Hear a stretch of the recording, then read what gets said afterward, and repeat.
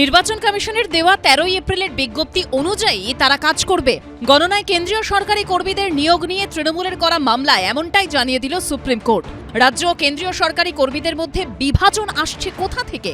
শনিবারের শুনানিতে এই প্রশ্নও তুলেছে সুপ্রিম কোর্ট। ফলে গণনা মামলায় হাইকোর্টের পরে সুপ্রিম কোর্টেও বড় ধাক্কা খেল Trinamool. This is the exclusive domain of Election Commission to ensure free and fair, peaceful election. Now, the Election Commission will have to take a call whom they will engage. Therefore, they have engaged the central government officials.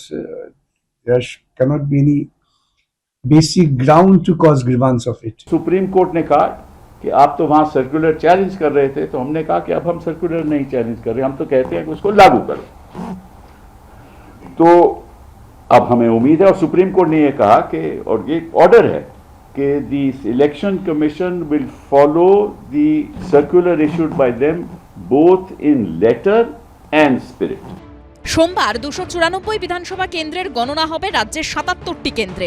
সেখানে counting supervisor ও counting assistant হিসেবে শুধুমাত্র কেন কেন্দ্রীয় সরকারি কর্মীদের নিয়োগ করা হবে এই প্রশ্ন তুলে প্রথমে হাইকোর্টের দ্বারস্থ হয় তৃণমূল, কিন্তু সেই মামলা খারিজ করে দেয় কলকাতা হাইকোর্ট। এই অবস্থায় সুপ্রিম কোর্টের দ্বারস্থ হয় শাসক দল। শনিবার সেই মামলার শুনানি হয় বিচারপতি PS নরসিমহা এবং বিচারপতি জয়মাল্য বাগচির ডিভিশন বেঞ্চে। এদিন সুপ্রিম কোর্টে তৃণমূলের আইনজীবী কপিল সিব্বল বলেন, ইতিমধ্যেই মাইক্রো অবজারভাররা রয়েছেন, এরপরও কেন কেন্দ্রীয় সরকারি কর্মীদের সুপারভাইজার বা কাউন্টিং অ্যাসিস্ট্যান্ট হিসেবে নিয়োগ করা হবে? তিনি আর্জি জানান গণনায় রাজ্য সরকারি কর্মীদেরও রাখা হোক।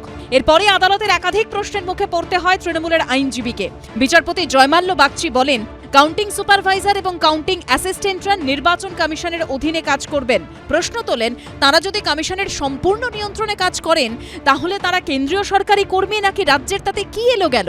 গণনা কেন্দ্রে সমস্ত দলের এজেন্ট থাকবেন, তাহলে অসুবিধা কোথায়? বিচারপতি বলেন, কমিশনের কাছে কেন্দ্র রাজ্য উভয় পক্ষের কর্মীদের মধ্যে থেকে আধিকারিক বাছার অধিকার আছে।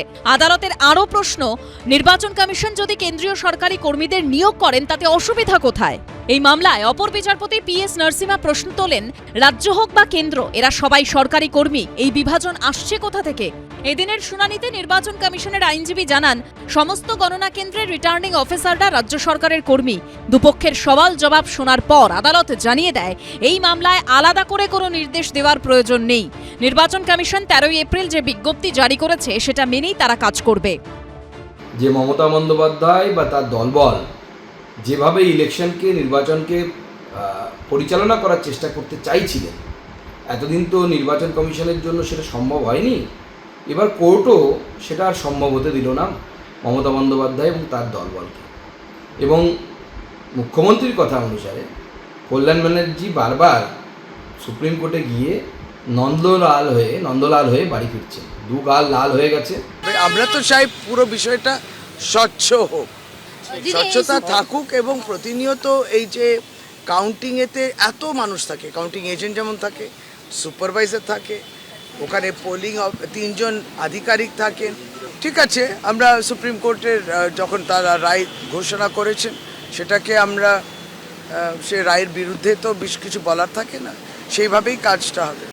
সোমবার সকাল থেকে শুরু হবে পশ্চিমবঙ্গ সহ 5 রাজ্যের ভোট গণনা।